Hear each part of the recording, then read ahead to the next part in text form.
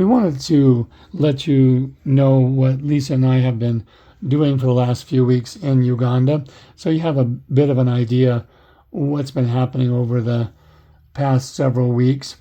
So Uganda, when you get out of the city, is a beautiful country.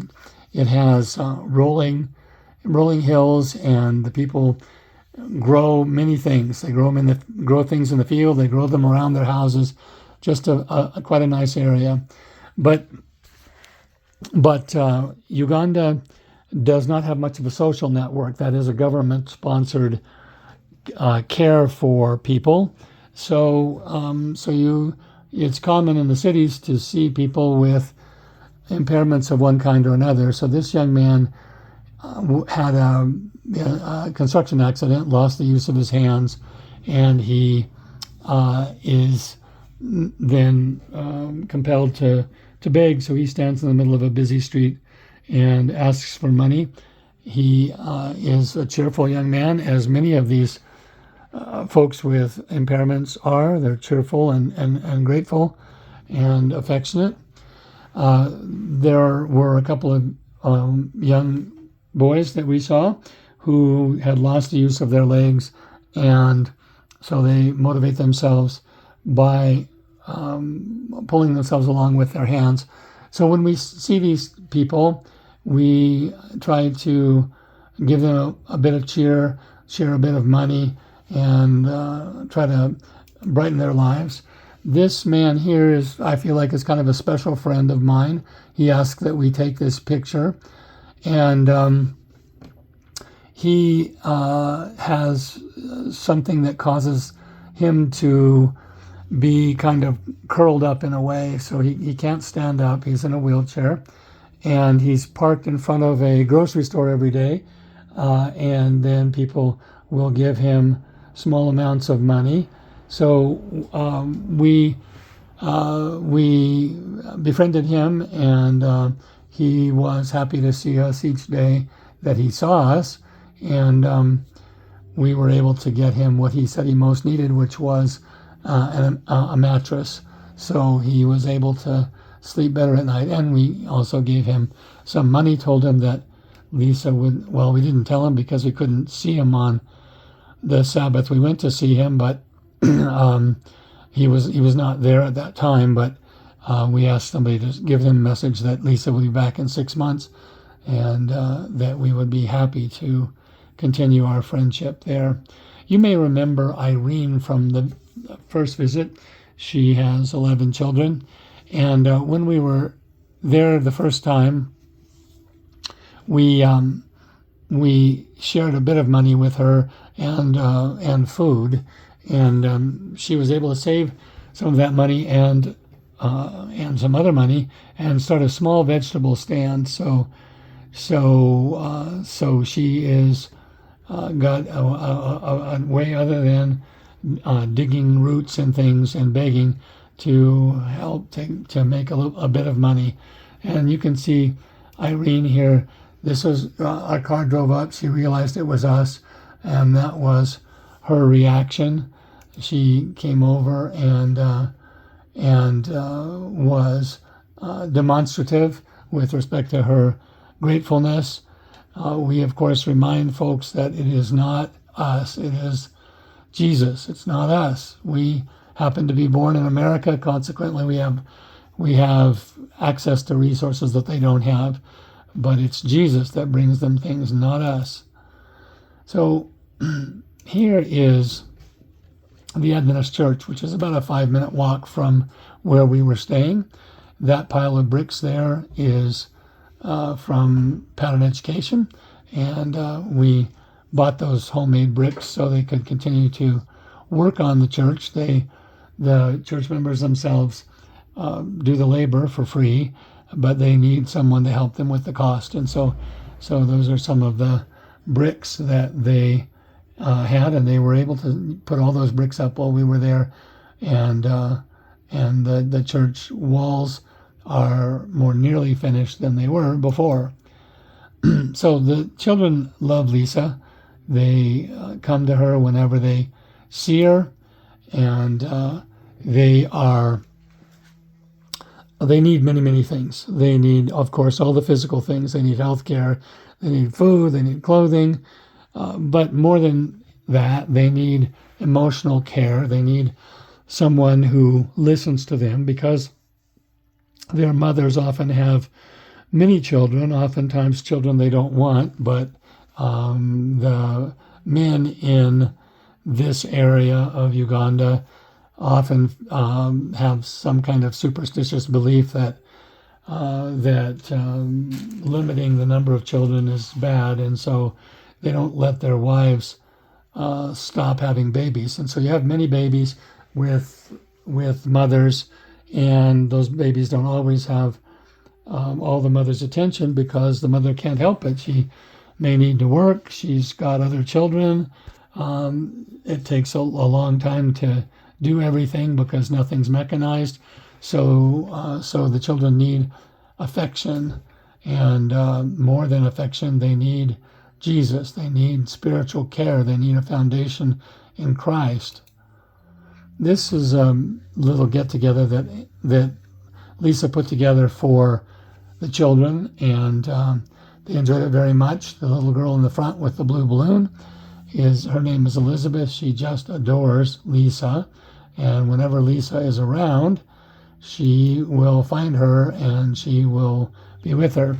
So this is Elizabeth again with her sister. The doll she has is a doll that Lisa brought from America. Elizabeth likes to carry that around with her. The sister has recently had malaria, and so, like many of the children, she has this IV instrument in her on the top of her hand, so that she can get medication. That's a fairly common thing.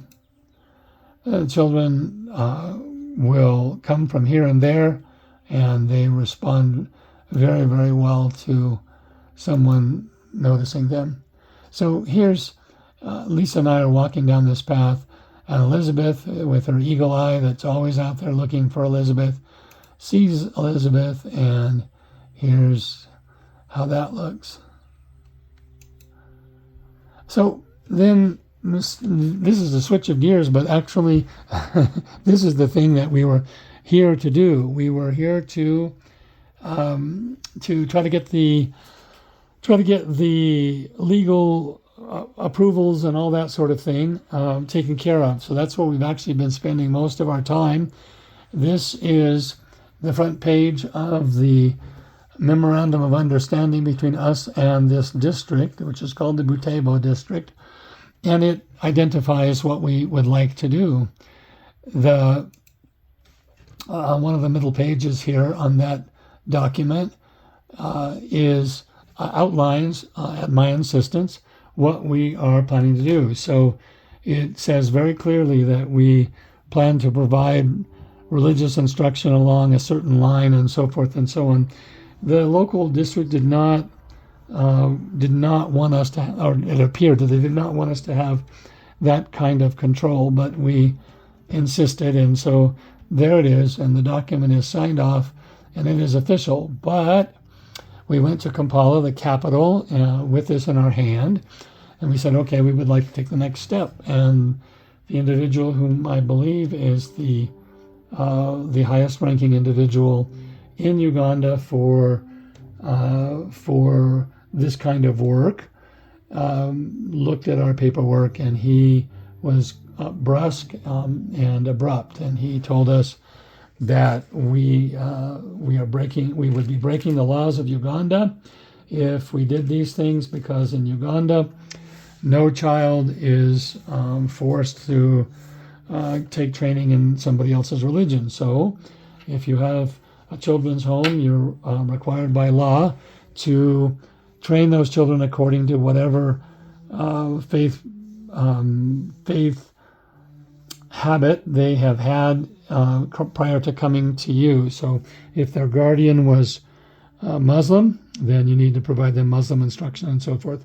So we talked with that individual. We told him we would never do that, that we had no intention of training the children into something that we felt was wrong, that we were going to train them in the way that we believed was right. And he told us that we could not do that.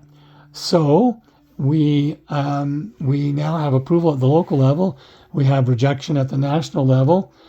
Jesus never gets slowed down by those types of things. Those things never worry Jesus. He knows how to deal with stuff. So we're just plugging ahead, and we believe that God will give us some sort of deliverance, as he has so very many times. This is a young lady whose name is Gift. She is indeed a gift to us. She will be living, Lord willing, with Lisa and helping Lisa with the children. She is a Seventh-day Adventist. She's reading things that will, from the Lord, that will help her to understand the best way to handle working with children. This gentleman is the fellow in the white shirt here. He is the chairman, that's the chief. He's the chief of a village called LC1 in Kanenema. Kanenema is the village where we are. And it's broken into districts, and he is the chief of LC1.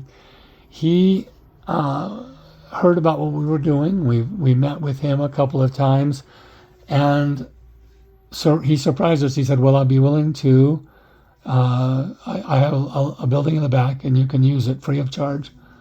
And I wasn't interested in seeing the building because his village, the people live in bricks, little huts made out of bricks. He lives in a little hut made of brick with thatched roof. And I thought, well, we can't have children in a thatched hut. We'll not have to do better than that. We can't keep the hygiene questions under control and things like that. So I wasn't interested, but he wanted us to go see. So I said, okay, we'll go look.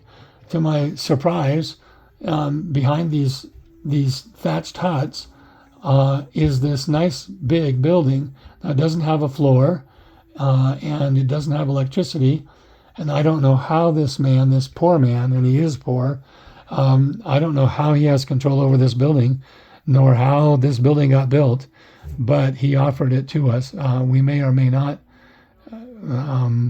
use that building, but we thought it was a very nice gesture on his part to offer that to us for free. And so little things people have done in the past really help. So here's a well, and the people come and get their water at the well. This is a view of the little huts where that gentleman from LC, this is LC1 district right here, and he lives in a hut that you can't see. It's to the left of the screen, but he lives in a hut like that, and so the villages look like this. They live in these huts. So we certainly intend to go back to beautiful Uganda and see if we can help. Because Jesus wants these people to get help. Thank you so much for your prayers. Your prayers are very valuable to us.